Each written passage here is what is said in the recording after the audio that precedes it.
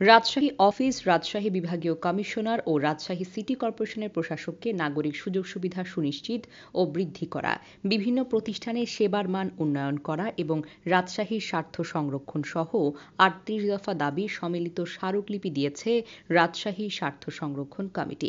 আজ দুপুরে রাজশাহী বিভাগীয় কমিশনারের কার্যালয়ে কমিশনার খন্দকার আজিম আহমেদকে এই স্মারকলিপি প্রদান করেন রাজশাহী স্বার্থ সংরক্ষণ কমিটির নেতৃবৃন্দ।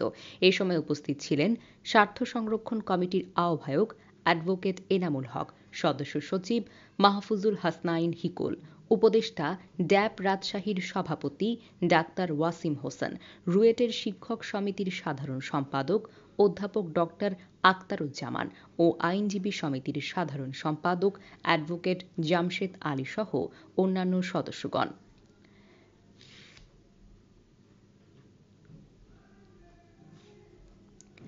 রাজশাহী স্বার্থ সংরক্ষণ কমিটির ৩৮ দফা দাবির মধ্যে রয়েছে রাজশাহী সিটি কর্পোরেশনের নাগরিক সুযোগ সুবিধার মনোনয়ন, মেডিকেল কলেজ হাসপাতালে চিকিৎসা সুনিশ্চিত করা, হোল্ডিং ট্যাক্স কমানো, বিদ্যুৎ সেবার মান উন্নয়ন করা, ঐতিহ্যবাহী স্থাপনা ও পুকুর সংরক্ষণ করা, বন্ধ রেশন কারখানা, পাটকল চালু করা, রাজশাহী বিশ্ববিদ্যালয়, মেডিকেল বিশ্ববিদ্যালয় ও রুয়েটের শিক্ষার মান উন্নয়ন করা, কৃত্রিম বুদ্ধিমত্তা শিক্ষার বিস্তার করা, রাজশাহী টেলিভিশন রিলে সেন্টারকে পূর্ণাঙ্গ টেলিভিশন স্টেশনে রূপান্তর করা, কৃষি বিশ্ববিদ্যালয় স্থাপন সহ বিভিন্ন দাবি পেশ করা হয়।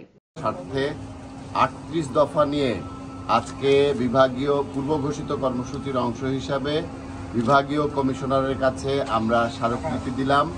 আমাদের আহ্বায়ক অ্যাডভোকেট এনামুল হক উনি এই বিষয় নিয়ে আমাদের সাথে বিশদ আলোচনা করেছেন এবং বিভাগীয় কমিশনারের সঙ্গে আমাদের আলোচনা হয়েছে এবং উনি আশ্বস্ত করেছেন আমাদেরকে যে রাজশাহীবাসীর যে প্রাণের ৩৮ দফা দাবি এটা নাগরিক সুবিধা নিশ্চিত করার স্বার্থে এটা উনি বাস্তবায়িত করবেন। আমরা বলেছি যে এইটা রাজশাহীর মানুষের প্রাণের দাবি, এইটা বাস্তবায়িত না হওয়ার কারণে রাজশাহীর মানুষ অনেক ধরনের সমস্যার সম্মুখীন হচ্ছে, যেটা ৩৮ দফায় উল্লেখ আছে। সবাইকে ধন্যবাদ।